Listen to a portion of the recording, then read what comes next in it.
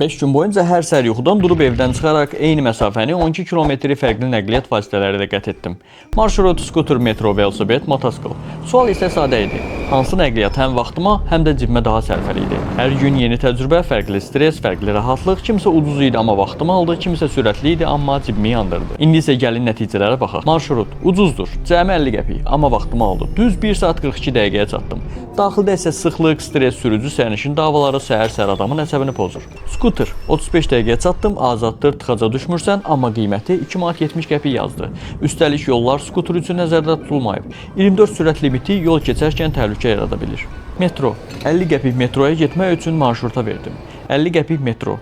Zaman sabitdir, amma nəfəs almaq olmur. 2 qatar dolu getdi, 3-cü qatara mindim. Biraz şüvənli etsən, 1-ci qatara da minmək olar. Rahatlığa həsrətsən. Boğucu, tər qoxusu, sadəcə səhər-səhər stres mənbəyi. Velosiped, pul getmədi.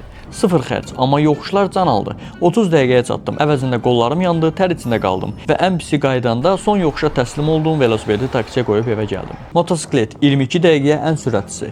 Xərc cəmi 65 qəpik. Həm rahat, həm azadsan. Mənfi cəhətləri isə hava pis olanda sürmək çətindir. Əlavə olaraq da qayda qanun bilməyən sürücülərin yaratdığı risklər də ayrı bir təhlükədir. Yekun olaraq qeyd etmək istəyirəm ki, ən ucuzu velosiped, ən sürətlisi motosiklet, ən stresslisi marşrut, ən balanslı metro, bəlkə də skuter. Amma sonda seçim sənindir. Səhər yuxudan durub eyni yola çıxsan, sən hansını seçərdin? Şərhdə yaz, fikrini bölüş.